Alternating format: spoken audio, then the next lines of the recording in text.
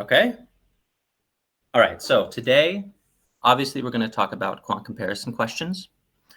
And more specifically, we're going to talk about what situations are appropriate where the answer is going to be D. Okay. So quant comparison is pretty straightforward for A, B, and C. A being A is greater, B being B is greater, C meaning same. But D, it says afterwards, it says the relationship cannot be determined. And that does not actually mean you can't determine the relationship. It means nobody, considering the constraints, could ever determine the relationship. Okay? And there's actually many ways you can come to this answer. So we're going to talk today about 4 different strategies that would lead you to selecting D. Okay? So, and we're also going to introduce quant comparison questions just in case some of you are just starting out. But we'll talk about the min-max extreme strategy, plugging in numbers, solving directly for quantity A and quantity B, and then in the end, we'll talk a little bit about what I call nonsense questions. And those are situations where the answer must be D. And we'll jump into that later. Okay. All right. Well, first I need to introduce myself. So my name is Matt, and I am the course author for Achievable's GRE course. I have been tutoring the GRE since before COVID, a little bit before COVID. I have 10,000 hours at this point, almost exclusively one-on-one tutoring with people. And the GRE is the only thing I do in terms of coaching and tutoring. If you want, you can get that QR code to find my profile on Leland, but you can also just look me up and you'll see it. All right. So let's jump into it. Let's first talk about what a quant comparison question is, okay? Like I said earlier, there's going to be quantity A, quantity B, quantity A and quantity B here. Answer A just means A is greater. It's nice that way. And answer B just means B is greater. And then C, I like to say C for same. C means they are equal to each other. And then D, as it says here, the relationship cannot be determined from the information given. So the information given is usually a constraint, and then obviously quantity A and quantity B. In this situation, how might you approach this question? One way could be to just plug in a number for X. It says X has to be less than 0. You should always plug in the easiest number first, by the way. Don't try to be fancy. There's no reason to plug in anything other than the easiest number you can think of. So let's start with -1, right? So if quantity A had a -1 in it for X, we would have a -3 within the absolute value sign, but obviously the absolute value of -3 is still 3. And then the same situation would be for quantity B. -1 plugging in for X gives you -4. The absolute value of -4 is 4. So quantity B is greater in that situation, or with that value for X, I mean. And sometimes in quant comparison questions, you could plug in indefinitely. You could, trying to prove D, which we'll talk about that later. But if you can conceptualize the relationship between quantity A and quantity B, then it's going to save you a lot of time. Okay, so considering that X is negative is actually irrelevant to this question because we're talking about absolute values. So 4 times anything must have a greater magnitude than 3 times anything. The only situation where they would be the same is 0, but notice how it doesn't say less than or equal to 0. Okay, so you can always plug in numbers, and whatever result you get, you might ask yourself after that, must this result be true in all cases? Or you could start thinking conceptually, but I would suggest plugging in the easiest number first before you do that, because there's like not really much work involved with just plugging in -1. Okay. Any questions so far? Feel free to write at any point. Now we're going to actually jump into the meat of this. Okay. So there's going to be 4 separate strategies. The first one I call min-max extremes. Okay. In this situation, you're usually given a constraint that allows you or gives you a range for quantity A. Okay. And the interesting thing about quant comparison questions is you do not have to know exactly what quantity A is. You only have to prove if it's greater than or less than quantity B. And that is the key to knowing that is the key to this strategy. Because if, for example, both the minimum and the maximum of quantity A were less than quantity B, like this, here's the maximum and here's the minimum, and then quantity B is way up here, it proves that in all cases, quantity B must be greater. Even though quantity A is unknown, its maximum is still below quantity B. And it goes the same for the other way. If the minimum of quantity A is above quantity B, then it proves that in all cases, quantity A must be greater. Okay? So this is the important point. This strategy allows you to only plug in 2 numbers, the minimum and maximum. You do not have to care about anything in between. Okay? Does that make sense why? I'm not seeing much in the chat, but feel free to ask questions or even unmute yourself, to be honest. You can unmute yourself too. We don't have too many people here, just 7 people. If you ever have any questions, just unmute yourself. I'm fine with that. So I'll let you think about this for a moment and use min-max extreme strategy. What must be the maximum value of quantity A? Considering that the area of a circle is pi r squared. You can write it in the chat. Yes, 36 pi. 36 pi is the greatest value we could get for quantity A. So our maximum is above. Okay. What about the minimum value for quantity A?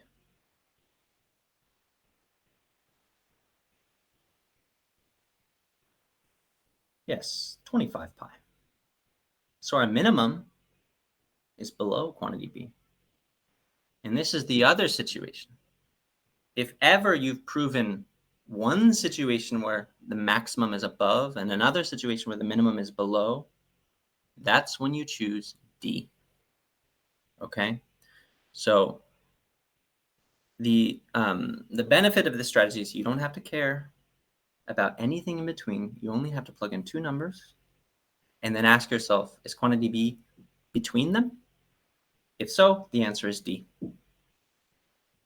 Now, obviously, with every question, the problem is, which strategy do I use? How do I know when to use a strategy, right?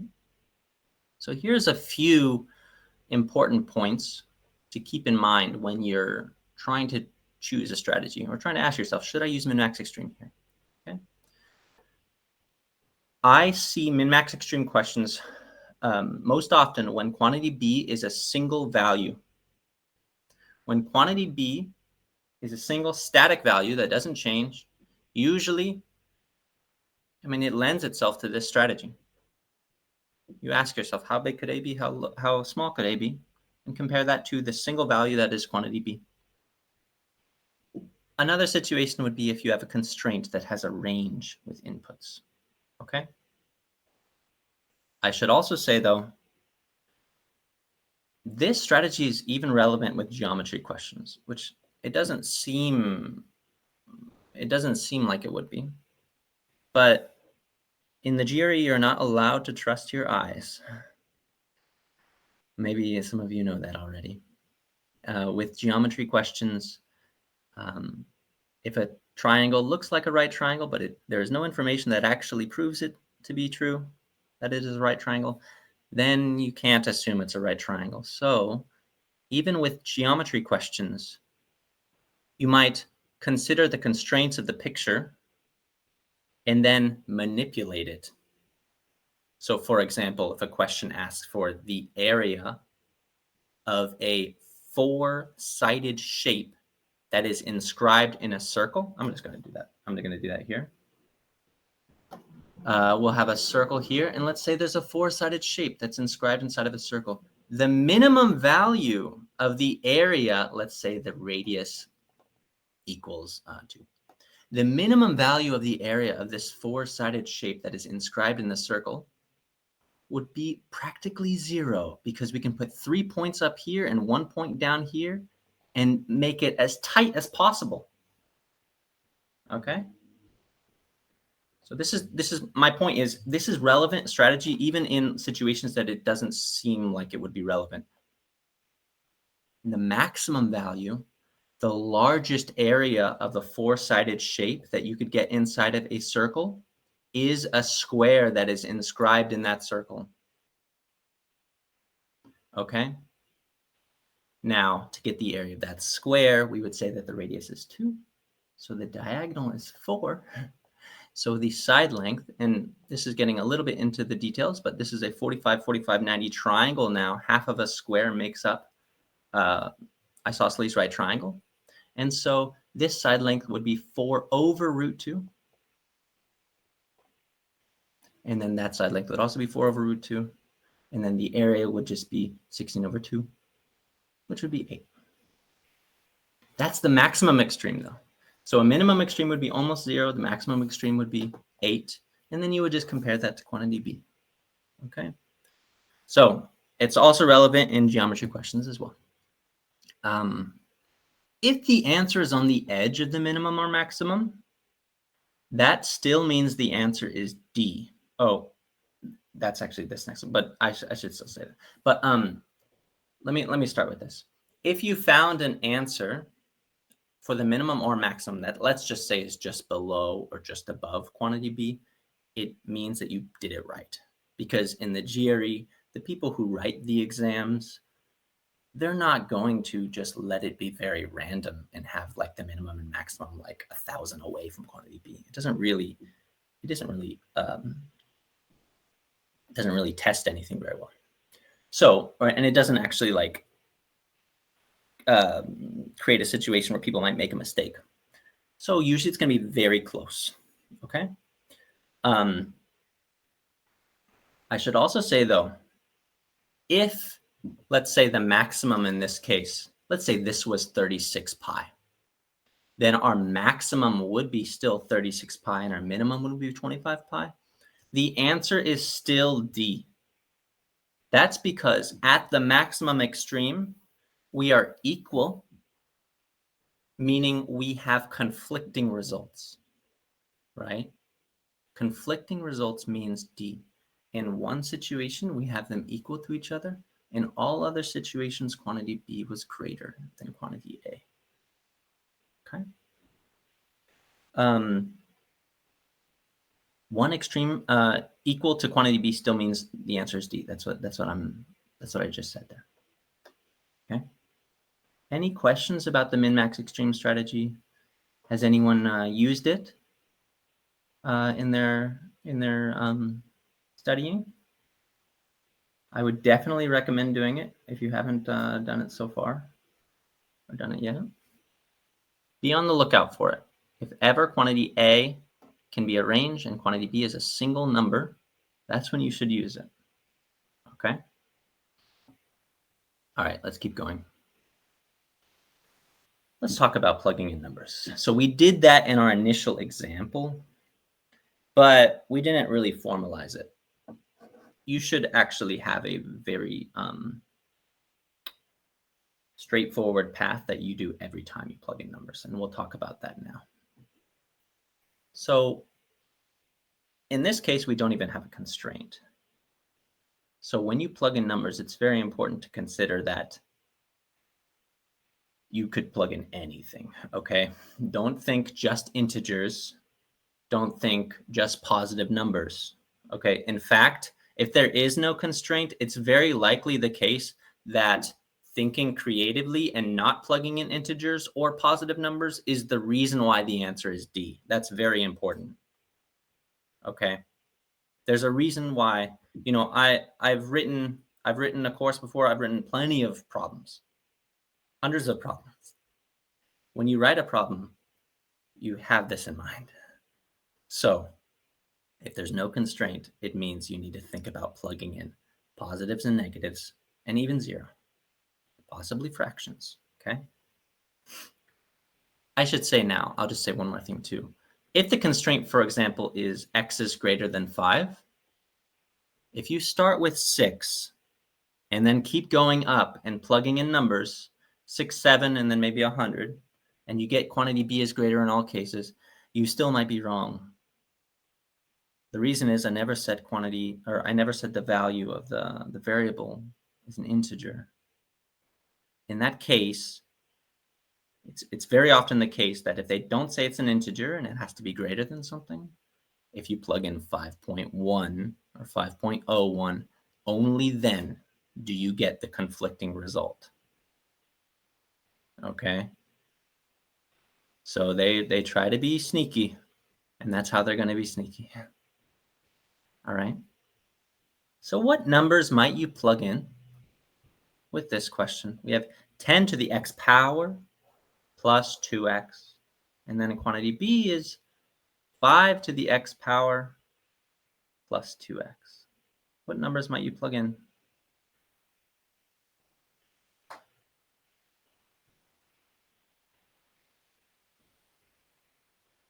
One. Danielle and Dane say 1. That's great. That's a great option. 10 to the 1 plus 2 is 12. 5 to the 1 plus 2. 2 times 1 is 2. Is 7. In that case, quantity A is greater. So, and I'm seeing a lot of other answers. It's very good. Whenever you have a result, for example, in this case, we have quantity A is greater, you should ask yourself, how could I prove the conflicting result at that point? Okay. Whatever you have first doesn't really matter. Like, that's why I always say just plug in a number, because whatever you get first, the goal after that should just find the opposite. So you don't really have that goal initially. Just plug in the easiest thing first. Okay. And then find the opposite. Try to find the opposite. Let's plug in 0 next. I actually have a table for this too. If you were to plug in 0, 10 to the 0 power is 1. Anything to the 0 power is 1. Plus 2x, just plus 0, is 1. And then quantity b, 5 to the 0 power plus 2x, is also 1. That's how we have our conflicting results, by just plugging in the two easiest numbers, 0 and 1. Now, this table is going to be very beneficial. Every time you plug in numbers, you should use this table. The middle column is going to be quantity A's value. The right column is going to be quantity B's value. The left column is going to be X, or any variable. Sometimes there's two variables, so you would put like Y comma X, and then you would plug it in 3 comma 1, and then like 2 comma 1, or 3 comma 0 and 2 comma 1, something like that. I should also say, whenever there is two variables to plug in, though, the idea should not necessarily be about plugging in unique numbers. It should be about plugging in unique pairs. So maybe one situation where quantity B one situation where this one is bigger than this one, and then another situation where this one is bigger than this one, and then maybe another situation where they're the same, something like that, right? Only then will you likely prove D. If you always plugged in like where Y is bigger than X and they're both positive, you're probably going to get the same results every time. Okay. All right. Let's talk through the types of numbers you should be plugging in and why on a deeper level. Because when you do plug in numbers, it is helpful to know why you're plugging in that number, especially if you're having problems determining how to prove the opposite result. One overarching reason why we choose 0 and 1, or at least the easiest integer first, is just that you get 2 results fast. It's a timed exam. It is going to be beneficial to get 2 results very quickly. But the other reason is clearly, in this question, 0 had a different property with exponents than any other number does. And that's because it just makes the answer 0, or makes the answer 1, sorry. Anything to the 0 power is 1. Next one is the easiest, integer. And then you go negatives, fractions, extremes. Negatives are important, clearly, because they flip the result. And then obviously, like if you're talking about exponents, a negative number to the 3rd power is still negative, but to the 4th power is positive. So keep that in mind too. Fractions are important, especially for things that have exponents, because a fraction shrinks over time, or not over time, but a fraction shrinks as it's multiplied against itself, whereas any number greater than 1 grows. So some people might look at, x to the 9th power versus x to the 11th power and say, and it says like x is positive. And they might say, oh, x to the 11th must be greater. But actually, x to the 9th versus x to the 11th. Yes, x to the 11th. They think x to the 11th must be greater. Obviously, if you plug in 1, 1 to any power is still 1, or 1 to any positive. Yeah. Actually, 1 to any power is 1. But any fraction multiplied by itself less is bigger than a fraction that multiplies by itself more. So the answer would be D in that case, actually. The case where like x to the 9th versus x to the 11th, because if x were a fraction, x to the 9th would be greater than x to the 11th. Okay. Extremes. This is relevant too. This is pretty important. I spoke earlier about, if the constraint is x is greater than 5, a minimum extreme would be 5.01 or 5.1. That's going to be important. There's also maximum extremes.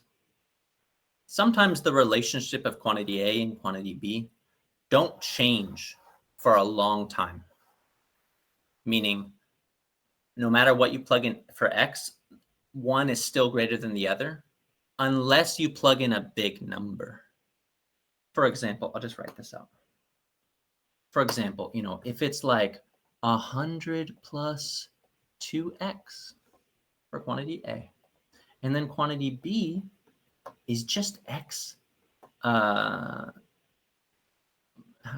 It's just like x to the 10th power. Actually, that grows pretty fast. Let's say x to like the 5th power or something. If you were to plug in 1, 2, 3, 4, 5, no, still plugging in 5 would be, let's just do x squared, sorry.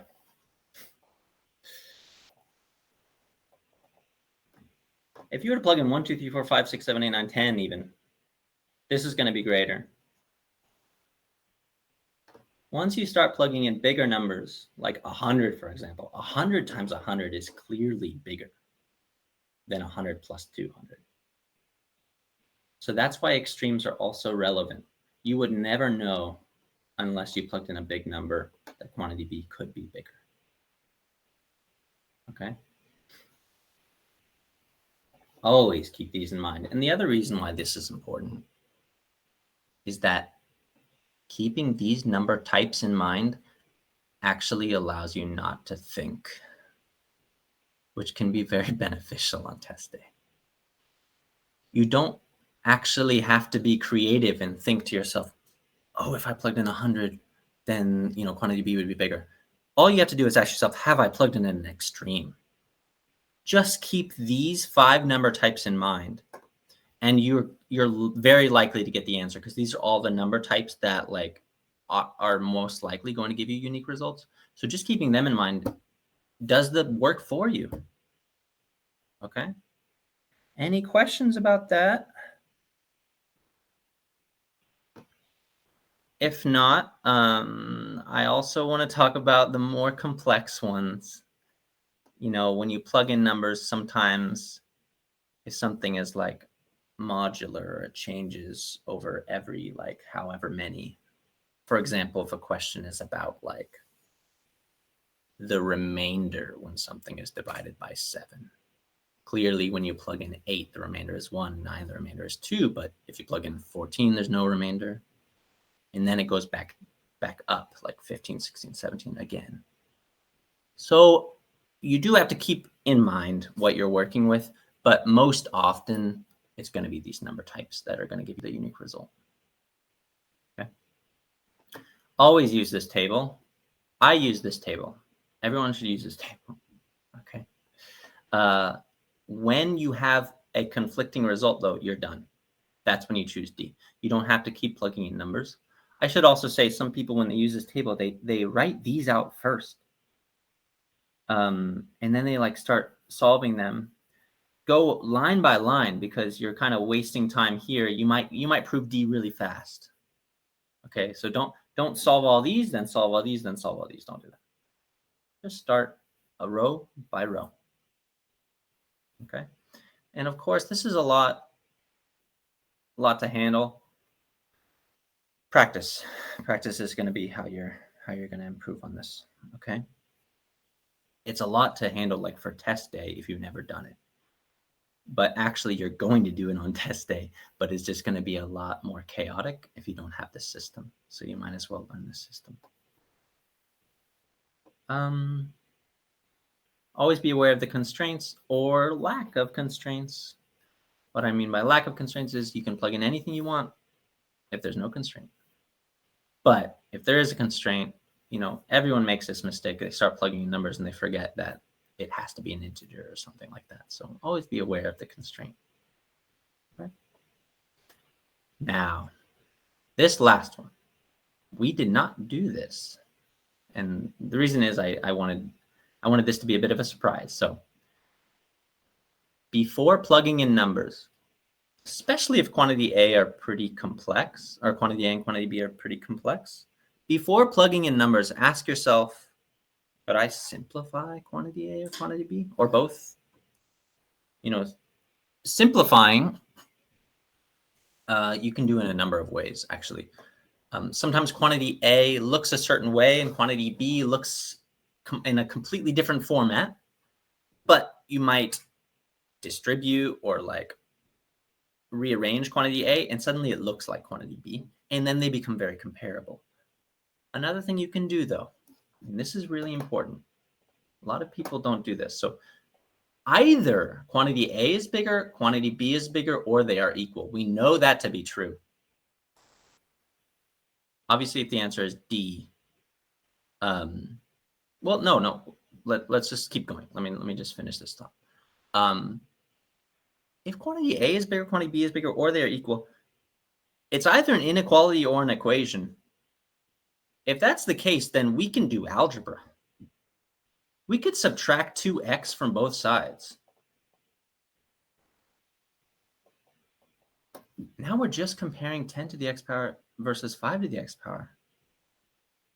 Okay? That's going to be really helpful when you plug in numbers if they're really complex. I should also say this is a different strategy. It's called simplify and compare. Oftentimes, when you're using this strategy, in the very end, it actually is you're done. You don't even plug in. The simplifying actually got rid of the variable or something like that, and it made it obvious which one is bigger. Okay. Any questions or feedback at this point?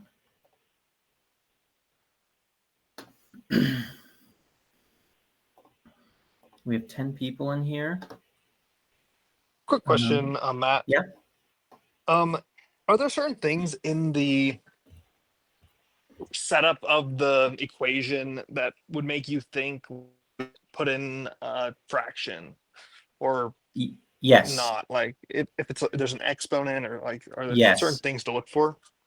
The most common thing would be exponent, because exponents, fractions react differently. They shrink over time, right? The other thing I would think, though, is if it says something like x is greater than 0 or x is less than 0, we shouldn't start, well, we can start with plugging in 1, but we shouldn't just plug in integers after that. That 0 to 1 is an important, like, Yes. You can other plug area. in a Okay. half. Yeah. Cool. Yeah. Okay. Appreciate it. And again, I've written a lot of questions. If I say x is greater than 0, I'm thinking in my mind, the reason why the answer is the way it is because the half proves something else. Okay. I should also say, though, this is not really part of this webinar, but if ever quantity b is 0, it's always quantity b that's usually the single value. If quantity b is 0, then you should think about proving if quantity a is just positive or negative. It's very likely the case whenever quantity b is 0 that the question is much simpler if you just ask yourself if quantity b is, or quantity a is positive or negative. And if it could be both, then the answer is D. If it must be positive, then the answer is A. And then clearly, if it must be negative, the answer is B.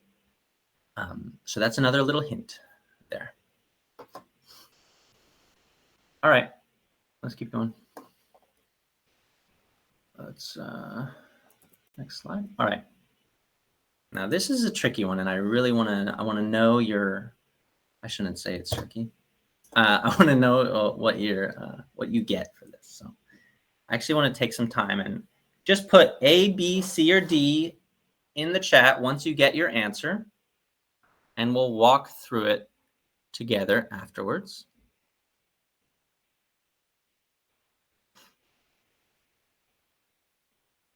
We have y squared equal to 25.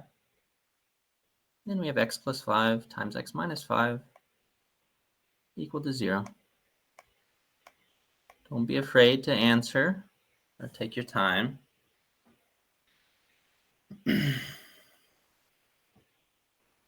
Haruna got D very fast. We've got another D answer. I think naming this webinar strategies for solving for D kind of gives it away, but that's okay.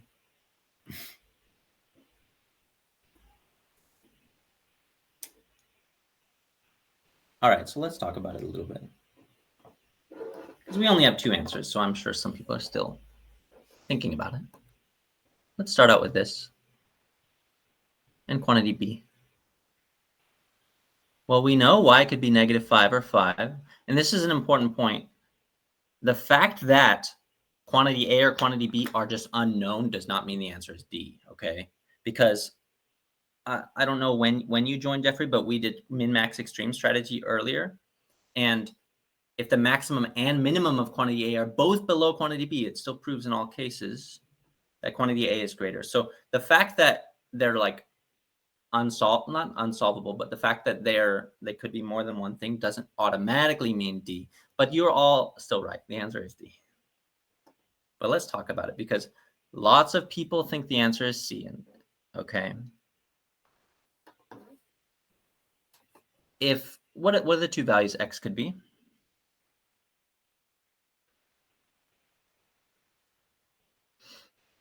Anyone just write in the chat. I know you all know. What are the 2 values x could be? Yeah, 5 or -5. -5 here, 5 here. The reason, if you don't know, is if x were -5, that makes what's in this parentheses 0. 0 times anything is 0. And it goes the same over here. 5 minus 5 is 0. Anything times 0 is 0. Okay. What about y? We have Jeffrey saying y could be -5 or 5. That's true.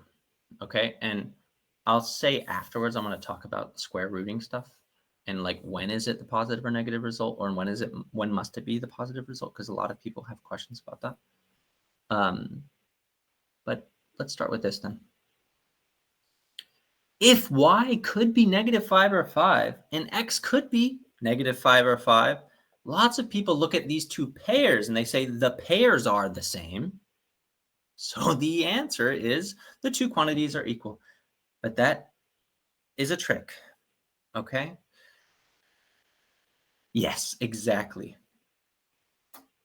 In the chat, we have, you can pick, Dane says, you can pick a negative for one and a positive for the other. And that's absolutely the case. Y could be -5, x could be 5. Or x could be -5 and y could be, what did I just say? X could be -5 and y could be 5. Or they could be the same. These are all conflicting results, meaning the answer is D. Okay? So an identical range or an identical pair of possible answers or an identical just possibility of answers actually means the answer is D, because we're talking about more than one result that they could all be. Okay. So nobody fell for that trick. At least nobody that I know of here. Very good. So, like I said, if it's the same pair, the same range of possibilities, that does not mean the answer is D. Because conflicting results means D. All right. You could have another question where, okay, so we have one person was willing to say that they got tricked. But yes, so we have conflicting results. We have a situation where y could be 5, x could be -5, y is greater than, but y could also be -5 and x could be 5. All right. I just want to say also, even if there's overlap, let's just say, let's give a situation where, let's say y could be 10 and 5 or 5. And then x could be 5 or -5. Some people might say y is greater than, but we have conflicting results again. One situation where they're equal, other situation where y is greater. We don't have the conflicting situation where x is greater, but that doesn't matter. If we have two situations that are different answers, that's all you need to choose D. Okay. All right. Now let's keep going. Let's talk about this. Nonsense questions. So nonsense questions are questions that the answer is like always D, because not just because quantity A and quantity B are unsolvable, it's also because the relationship between them, or they could both be anything, literally just anything at all. Would you wait? Let me answer this question. Would you see this type of problem within the first 12 problems? Yes, absolutely. This is a quant comparison question. Always quant comparison questions actually come in the very beginning of any set. They're usually like a third of the set, a little bit less than a third of the set. If you mean like level of difficulty, then actually, yeah, I would say, yeah, you could come across a question like this in the first 4 questions. Okay.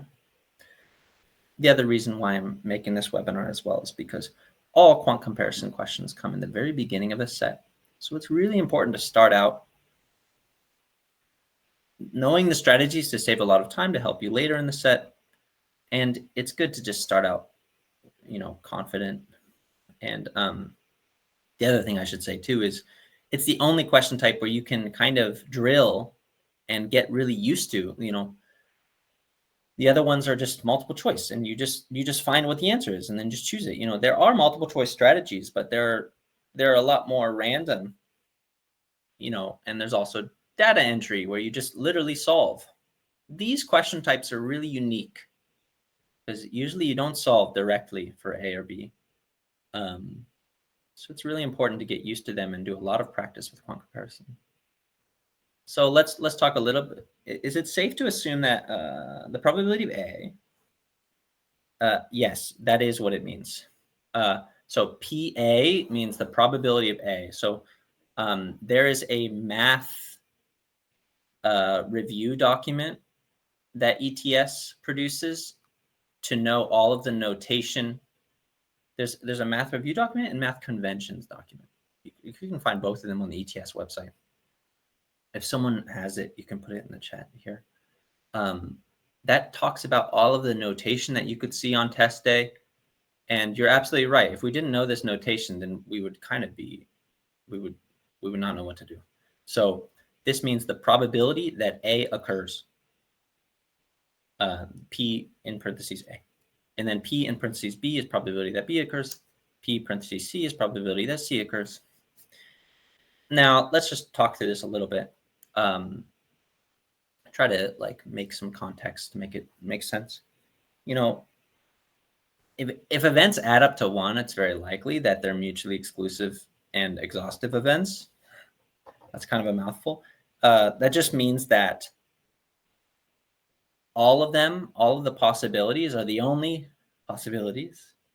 And if one happens, the other cannot. So let's just say A means you win a match, and B means you lose, and C means there's a draw or a tie. Clearly, one of the three things has to happen. And there's a 100% chance that something will happen. 1 minus a probability, or 1 minus A, just means that the thing doesn't occur. If there's a 20% chance that you win, there's an 80% chance you don't win. Because 100 minus 20 is 80. Or 1 minus 0.2 is 0.8. So quantity A is the chance that, let's just use in this example, the chance that you don't win. Quantity B is the chance that you don't lose. I don't know why X, I don't know what this is. Sorry about that. Don't know what that's in there. Quantity B is the chance that you don't lose. Clearly, we get no other information. The answer just must be D. We don't even know the likelihood of winning or losing. Okay? There's nothing that can be done here. The answer is just D, because we don't know the relationship between winning and losing. We don't know any of that. We just know that they're probably mutually exclusive exhaustive events. And the point I want to make about this question type is, sadly, they don't really appear on lots of test prep materials. So they kind of throw people for a loop. If you do a lot of ETS questions, then you'll notice them. But they don't appear in a lot of test prep materials simply because it doesn't teach you anything. It just is there to trick you and see if you waste time. And that's kind of a weird thing to put in a course where you're trying to teach people things. Usually questions are designed, especially in a course, to train something you just learned. Okay, so be aware that this could happen on test day, though. So they're designed to make you waste time. There's going to be no known solution for quantity A or quantity B. Oftentimes, too, this question type will have extra meaningless information. Sometimes a lot of meaningless information. Let's say the x being less than 0 is the meaningless information. Usually it will be something that looks like it would be meaningful, though. And I do have that here, the sum of them all being 1 it still is not enough to know the relationship between quantity A or quantity B. And again, it's not in test prep materials as much. Any questions about that one? That will be, our last strategy, actually. So I just want to talk a little bit about guessing. Hey, sorry, Matt. I have a Yes? question about the last one. Yeah. So when it's probability of 1 minus A, you said that's the probability of losing, but wouldn't that be 1 minus the probability of A? Shouldn't the 1 be outside? Oh, Or you're is right. that You're right. notation of what it means? You're absolutely right. It's 1 minus P A.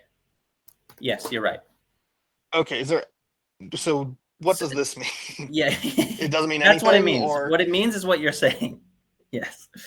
In my mind, this is what I was doing in my mind. I was thinking A is the probability, like 0.2, for example. So 1 minus 0.2 is still 0.8, but then it shouldn't be a P there.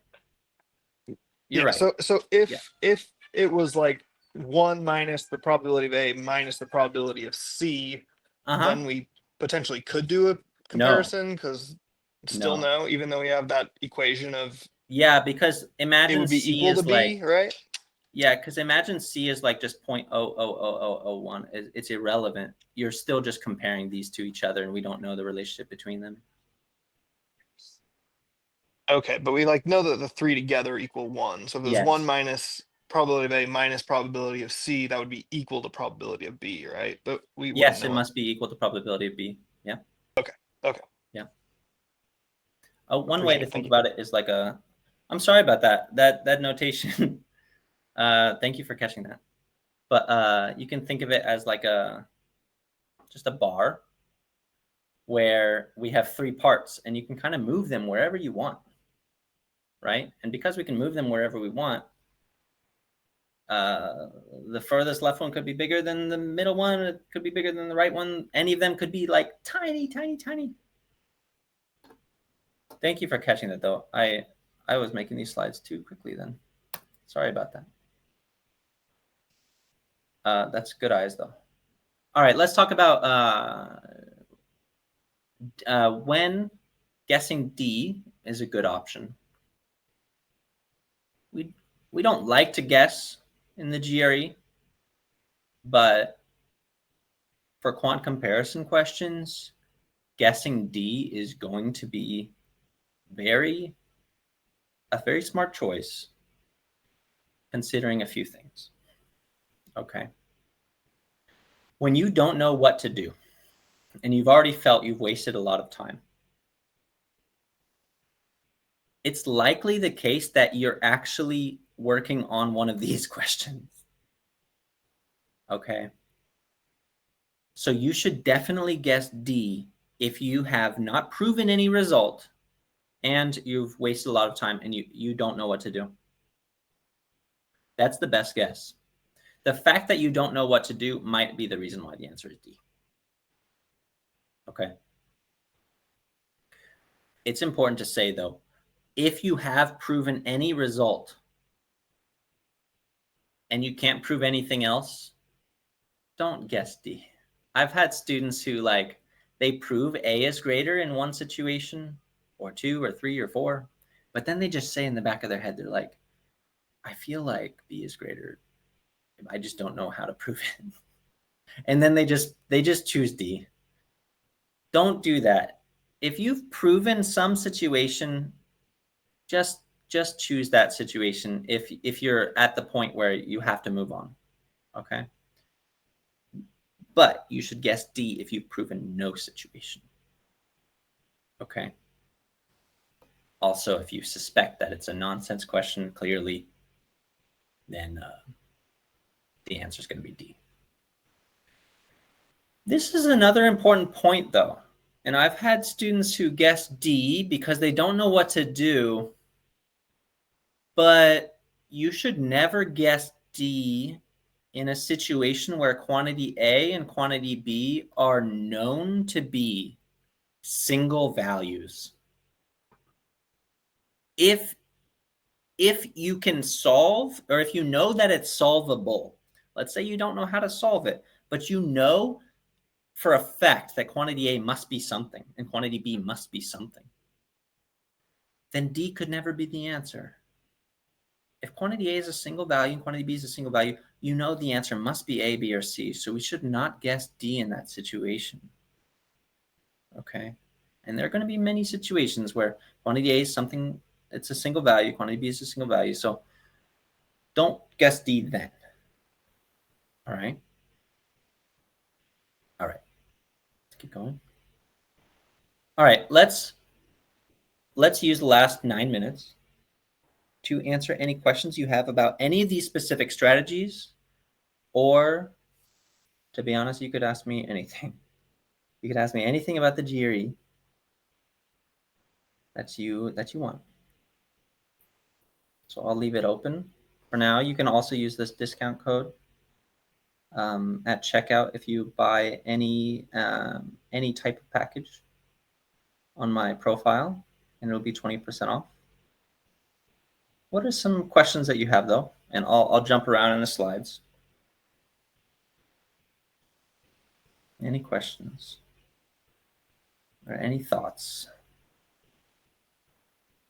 Yeah, not so much a question, just like a thought of just that drawing out that chart, I feel like is probably going to be one of the more helpful things because I just get like overwhelmed with Yeah. like which one to try next and Hmm. after I do to recompare them. So And no, I then think that is helpful. yeah, and then sometimes when we're plugging in numbers too, you're like it's just like in the back of your mind, like I proved one situation where A is greater, and then you're just like sometimes we just keep plugging in and we even forget that like what we proved in the past. So this is going to be an easy way to do that. Um, Please can we get a recording? Yes, this session will be recorded. I think all sessions are posted on YouTube for 1 week, and then they are in Leland Plus. Yeah, I guess one other question. Yep. When you are doing plugging in numbers, how many should you try and you keep getting the same thing before you decide it's Yes, not D? it's Because a like good. I'm like, okay, maybe I need to think of a different, well, one's negative, one's positive, then switch, do the other one positive, the other one negative, do bigger fraction, smaller fraction, like different things like that. That's a good question because that's a great question because I got a couple things I want to say. If you've plugged in 4 unique numbers that you believe like have different properties, then if you're continually getting the same result, you could probably move on at 4. The other thing I should say though is if you can find a pattern in the relationship between quantity A and quantity B, not just that one is greater, but that like one is always double the other and they're like both positive, and or like one always has a numerator bigger than the denominator, the other has the numerator less than the denominator, then that will make you more confident in knowing that I should just move on. Does that make sense? Yeah, so there's like a recurring pattern between Yes. all of them. Okay. Maybe quantity B is always exactly 2.4 greater than quantity A or something like that. You look for some recurring pattern and you'll be more confident to move on. Okay. And that kind of makes me think of one of the range questions I've Mhm. seen where it's like X is greater than 5 or and less than 10, let's say. Yeah. If it's not a greater than an equal to, can you Yeah. plug in that 5 just to like see what would happen at the edge case, but it's not actually that answer? Is that That's dangerous to do or that's a great question because you could plug in 5.001 clearly, but it just makes the math hard, so. it may, well you have a calculator though. I always say don't be afraid to use a calculator. But Oh, okay. That's fair. you're right though. There are some situations like for example, if we're talking about a triangle and it says that the angle must be less than 90 degrees, right? I would use the Pythagorean theorem. If it's talking about the hypotenuse, I would use the Pythagorean theorem, imagine that at 90, solve for the hypotenuse, and then say it must be less than that because making that angle any smaller clearly shrinks that hypotenuse. Or does that make sense? So you're right. In some Yeah. cases, So you use it solve as for a the edge bound, case. but it doesn't equal that. Exactly. Okay. Exactly. So you get a new inequality kind of. Mm-hmm. All right, I got to look at these questions for a second. What is the likelihood of choice D occurring within the first 4 questions? Probably once. I'm sure they make them all equally likely uh, within the first 4 questions. But I should also say we didn't waste time today. We learned about, you know, you can use these strategies for any question that's going to be like if the answer is A or B or C. What is the likelihood of choice D? Or the alternative where there's a specific response for the question. So again, it says within the first 12 questions, um, quant comparison only occurs in the very beginning, in like the first 4. Okay, another question is it true that quant comparison questions can always be solved in 30 seconds or less? If yes, what makes it so? I wouldn't say every question can be solved in 30 seconds or less. Here's why. on average, you should take about a minute and a half, a little bit less than a minute and a half. So no, just the fact that it's quant comparison doesn't mean it's supposed to be easier. Some, I should say, if you're very experienced, some are going to be easier to approach than a quant comparison or than a multiple choice question, because it is specifically a quant comparison question that allows for tricks. But if I would not ever say that you should be doing all of them within 30 seconds to my students. Practice is how you get to that point. Practice, because practice helps you to recognize which strategy to use. And that's going to help you with speed. Knowing how to attack it as fast as possible is going to help you get an answer quickly. And then clearly, plugging in quick numbers, easy numbers is going to help too. Recognizing, like I said, when quantity B is 0, it's about it being positive or negative. It's not about anything else. Recognizing that you should simplify quantity A and quantity B before you ever plug in numbers. Stuff like this is going to save a lot of time. Okay. Using the last question as an example, what changes would need to be made to make option A, B, or C correct? All right, so let's look at that.